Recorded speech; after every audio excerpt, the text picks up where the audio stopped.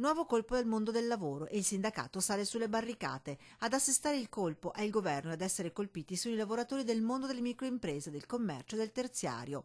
Il governo esce con un provvedimento che spazza via l'ammortizzatore sociale delle sospensioni, istituto a sostegno del reddito dei dipendenti delle piccole aziende in crisi o di quelle che hanno terminato la cassa in deroga. Parliamo in Veneto di almeno 2.000 lavoratori. Solo nel veneziano ad esserne colpiti saranno in poco meno di 500. E questi lavoratori privi di qualsiasi copertura, anche se dovessimo avere una qualche ripresa, si trovano licenziati, passano direttamente nelle liste di mobilità. Un provvedimento che peraltro agisce retroattivamente scattando dal 23 di settembre, dunque chi pensava di poter contare su un'entrata economica fino a fine anno ora non ce l'ha più.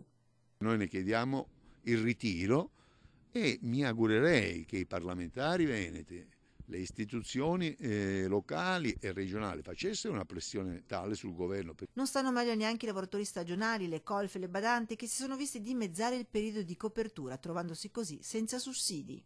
Ci troviamo di fronte a soggetti che rischiano di non avere nessun lavoro, nessun sostegno e conseguentemente poi di avere una pensione, come dire, se ci arriveranno, va bene, e famiglie che cadono nella condizione di povertà.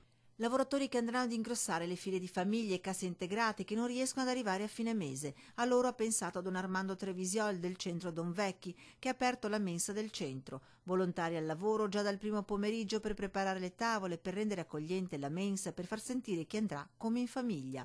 110 posti disponibili per una cena ad €1. Al momento hanno risposto in 33, soprattutto italiani, famiglie, anziani e lavoratori che hanno perso il lavoro.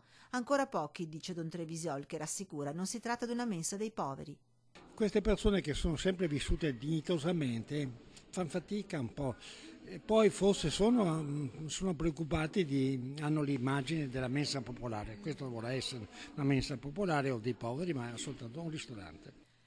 Il passo successivo per essere d'aiuto e mantenere il riservo sarà fornire i pasti da portare a casa e lancia un invito.